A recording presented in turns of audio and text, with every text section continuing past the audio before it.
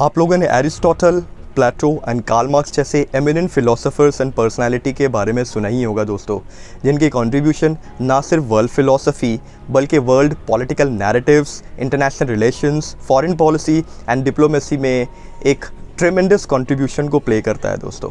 पर मैं आपको बता दूं कि हमारा देश जिसे हम विश्व गुरु कहकर भी सम्मानित करते हैं, वो ना सिर्फ इसलिए कि ये दुनिया की सबसे पुरानी सभ्यता का हिस्सा है, बल्कि इसलिए भी कि मेजर कंसर्न्स एंड सब्जेक्ट्स, अब चाहे वो साइंस हो, आर्ट्स हो, फिलॉसफी, एस्ट्रोनॉमी या कोई दूसरा मेजर फील्ड, इसमें एक ट्रेमेंडस कंट्रीब्यूशन साफ देखी जा सकती है।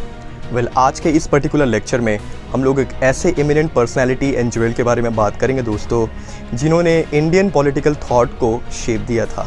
एंड ना सिर्फ इंडिया बल्कि पूरे वर्ल्ड में इन्हें सम्मानित किया जाता है for his brilliant thought about foreign policy and international relations. यहाँ दोस्तों मैं बात कर रहा हूँ आचार्य चाणक्य की। आचार्य चाणक्य जिन्हें हम कौटिल्य के नाम से भी जानते हैं, और इनका नाम विष्णुगुप्ता भी था दोस्तों, तो अलग अलग नाम से इन्हें जाना जाता है। आचार्य कौटिल्य के बारे में अगर मैं बात करूं पर्टिकुलरली, तो इन्होंने इंडियन स्टेट क्राफ्ट को लेकर, इंडियन डिप्लोमेसी को लेकर उन्होंने एक बुक लिखी थी जिसका नाम था अर्थशास्त्र।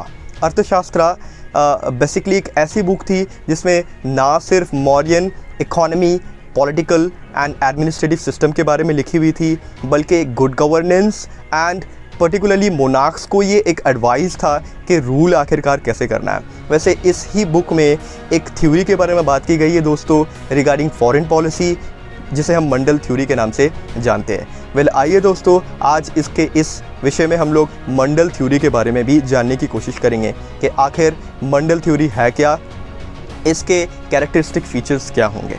वीडियो को एंड तक ज़रूर देखिएगा in order to understand the matter regarding this topic. Kautilya ने कहा था कि your neighbour is your natural enemy and your neighbour's neighbour is your friend. कहने का ये मतलब है दोस्तों कि आपका जो पड़ोसी है वही आपका दुश्मन हो सकता है, और आपके दुश्मन का जो नेबर है वही आपका फ्रेंड हो सकता है दोस्तों। तो ये एक ऐसी बेसिक थॉट है जिसे हम मंडला थ्योरी ऑफ कौटिल्य में फाइंड करते हैं। मैं आपको बता दूं कि मंडला एक संस्कृत वर्ड है जिसका मतलब सर्कल होता है, यानी घेरा आप कह लो। मंडला थ्योरी हमें फॉरेन पॉलिसी के बारे में बताती है। ये थ्योरी हमें ये समझाती है कि नेबर के साथ किस तरीके के सिचुएशन में कैसे डील करना है, right.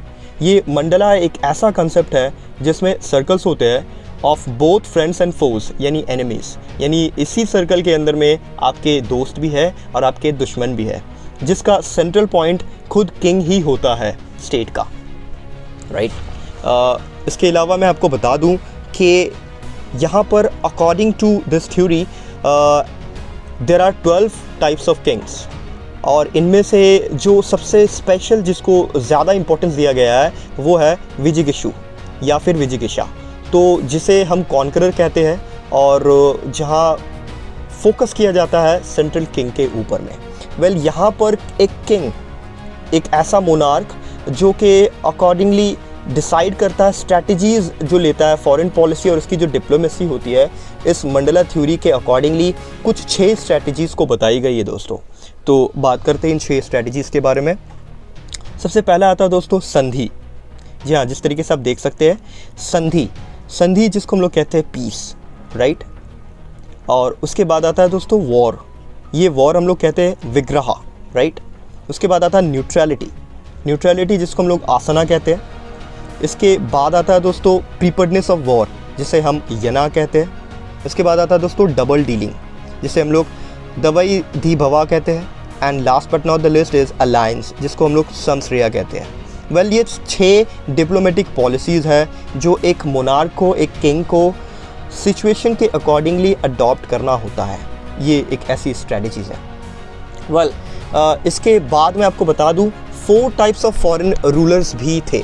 4 types of foreign rulers जिन्हें हम 4 अलग अलग हिस्सों में डिवाइड कर सकते हैं। पहला होता है दोस्तों अरी जिन्हें हम एनिमीज़ कहते हैं, राइट।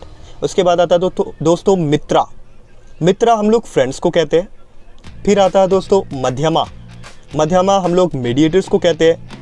एंड देन आता है हमारा उदासीना कहते हैं हम लोग न्यूट्रल्स, यानी ये बेसिकली ऐसे फॉरेन रूलर्स है, कुछ ऐसे फॉरेन रूलर्स भी हैं जो आपके दुश्मन होंगे, कुछ ऐसे फॉरेन रूलर्स होंगे जो आपके फ्रेंड्स होंगे, कुछ ऐसे फॉरेन रूलर्स होते हैं जो कहीं ना कहीं, अगर मान के चलिए मैं आपको एग्जांपल दे दूं कि इंडियन पाकिस्तान के बीच में अगर झगड़ा चल रहा है तो कोई दूसरा, चाहे वो अमेरिका हो चाहे वो रशिया हो, वो कहीं ना कहीं आके मीडिएट करता है, वो बीच में आकर सुलह करने की कोशिश करता है, राइट। और कुछ ऐसे कंट्रीज़ होते हैं जो बिल्कुल न्यूट्रल होते हैं, ना उफ करते ना कुछ कहते उस चीज़ के बारे में, राइट। वेल, अब कुछ ऐसे मेजर्स हैं जिन्हें इम्प्लीमेंट करना पड़ता है एज फॉरेन पॉलिसी। वेल, मैं आपको बता दूं ये 4 टाइप के मेजर्स है टू इम्प्लीमेंट फॉरेन पॉलिसी। पहला है दोस्तों समा या फिर सामा, जिसे हम लोग कंसिलिएशन कहते हैं। कंसिलिएशन का मतलब ये होता है सुलह करना। तो समटाइम्स जो प्रॉब्लम्स होते हैं और या जो हमारा पॉलिटिकल और इकोनॉमिक मील जो होता है उसको कंप्लीट करने के लिए समटाइम्स हम लोग कंसिलिएट करते हैं, हम लोग सुलह करते हैं। कभी कभी हम लोग गिफ्ट देते हैं जिसे हम लोग दना कहते हैं, राइट। समटाइम्स दंड या फिर डंडा, ये आप कह लो डिसेंशन जिसे हम लोग कहते हैं, जिसको हम लोग कहते हैं ना कि कंट्रोवर्सी, कन्फ्लिक्ट होना, कन्फ्लिक्ट जिसको हम लोग डिसेंशन कहते हैं। इसके बाद आता है दोस्तों भेद या फिर भेदा, जिसे हम लोग पनिशमेंट कहते हैं, इश्यूज़ कहते हैं। वेल, ये 4 अलग अलग मेजर्स होते हैं फॉरेन पॉलिसी के, यानी भेदा कहने का मतलब है sowing disagreement, right. So this was the theme. अगर आपको वीडियो पसंद आया है so please like and subscribe. Thank you so much.